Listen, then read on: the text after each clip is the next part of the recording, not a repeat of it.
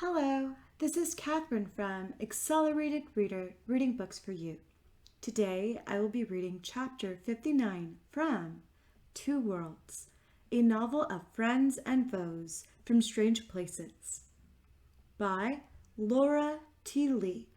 Before I begin reading, I would like to give a big thanks to the author for sending me this book to read on my channel. In the description below, I've included links where you may find and purchase this book. Don't forget to like and subscribe. Chapter 59. They barely made it out of the cage. The gray light flickered and shifted as it hardened. Lily and her friends raced toward the wall as it began to block all vision of the outside world. She was worried that they would slam into the wall and bounce off. But her fear and anger kept her running. They hit the cage at full speed, passing through the solidifying material. Lily felt like she was running through a wall of glue. Ugh, she thought, with a shudder of revulsion. She sprinted to the other side as the misty cage gave a loud crack and turned into white marble, cold and unforgiving. Lily's friends grumbled in complaint and relief. "Well, that's over," Jake said. "Relatively easy to escape trap, if you ask me." Lily looked around uncertainly, recalling Teresa's words of warning. "Sophie's worst attacks come in phases," she said aloud. Stacy peered into the darkness. "That might not have been Sophie's worst attack," she said. "I mean, it was kind of—" A cold laugh echoed around them, and suddenly Lily felt terribly dizzy and nauseous. Her vision blurred. In an instant, she and her friends were inside the marble prison, and the taunting laugh was echoing off the walls, loud and clear. "Did you really think that I would let you go that easily?" Sophie's voice rang in the air. Lily turned around, trying to get her bearings. The sorceress's voice seemed to come from every direction. "Lily, what can we do?" Tara looked at her as the ground shook with Sophie's laughter. And suddenly, looking at her friend, Lily realized her fear.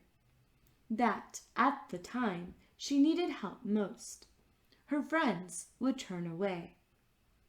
Now, with Tara in front of her, offering assistance, she felt a little better. She wasn't alone. She would not let her fear take over.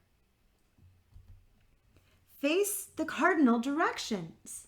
The road should be north," she yelled to the others. She pointed in the direction in which she hoped the road was. Jake and the others stepped into their positions. Hopefully, when Sophie appeared, they would be ready. Unless she dropped on them from above. The sorceress ceased her laughing.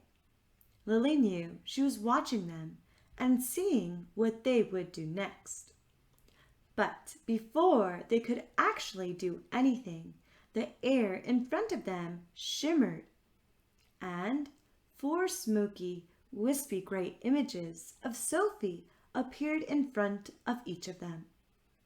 Lily, who was at the west point, at least that was what she thought, stared into the stone, cold eyes of Sophie. She clenched her fists and silently told herself to stay calm. If they attacked now, with no weapons, it would be the wrong time. "Lily Clare, you should know by now that I do not give up easily." The fuzzy images of the sorceress regarded her, their eyes glittering with malice. I only seek after you because Teresa has grown fond of you and your friends. When she broke out of the palace, well, that got my attention. Sophie, Lily said, trying to keep the quaver out of her voice. By coming after me, you are endangering my home. Leave. The misty figures spread their hands, and glowing balls of gray fire appeared in each palm. But you interest me, Lily, and so I will stay here until you leave. A thrill of horror shot through Lily as she realized Sophie's plan. The misty ladies raised their arms and began to throw fiery gray balls at them. For one moment, Lily thought, well, they're just mist ladies, so the gray stuff must be mist too. She imagined Teresa watching from far away with a smile on her face, saying, Sister, that's mist, you idiot. The gray fireball passed 10 inches from Lily and slammed into the marble walls of the prison. When the smoke cleared, the stone was bubbling like it had reached boiling point. It was then that Lily realized that they were in trouble. Scram! She yelled. Fortunately, Sophie's attack was like a game of dodgeball, except extremely dangerous and with a bunch of smoke. Lily knew that she and her friends couldn't afford to take even one hit from those things.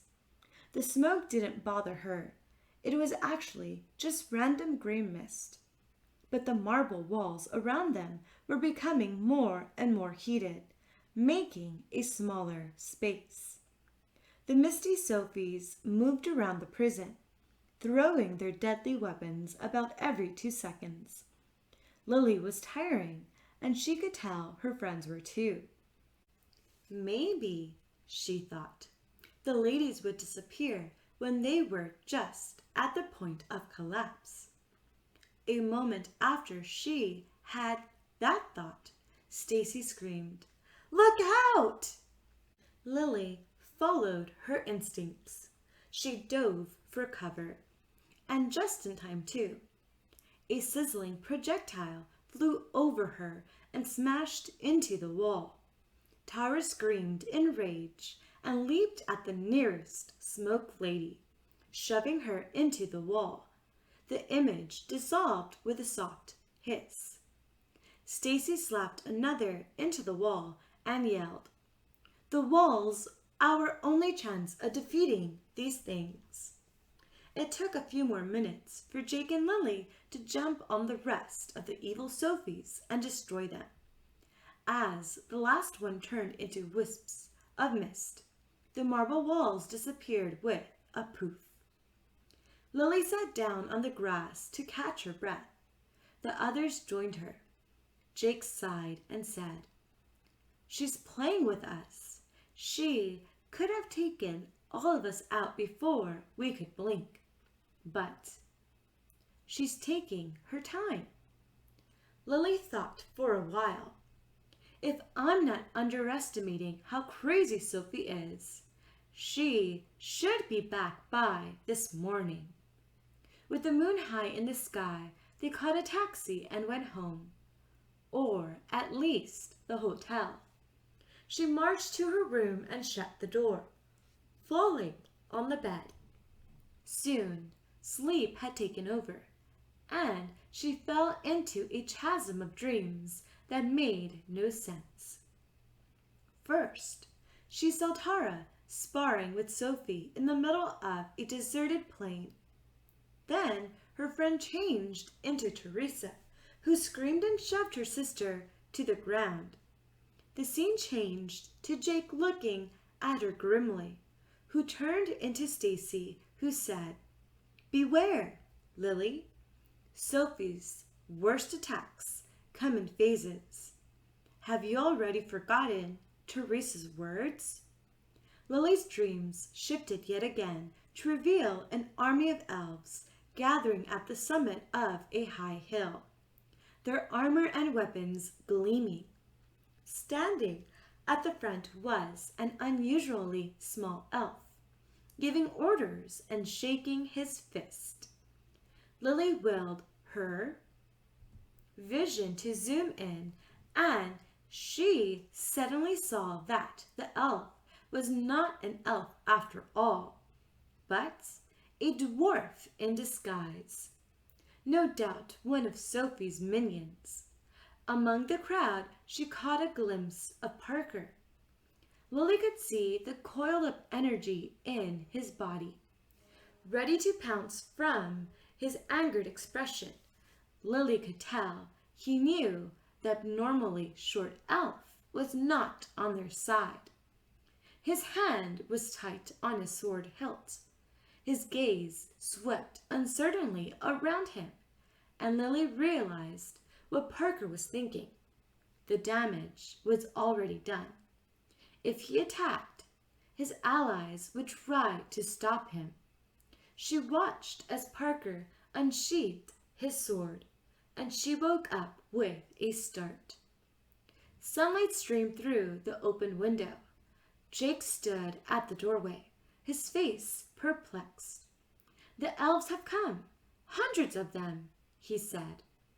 Dread settled in the pit of Lily's stomach. "They've been tricked. Parker is among them, but I think he's still on our side." "What do you mean?" Jake asked. "What about all the other elves?"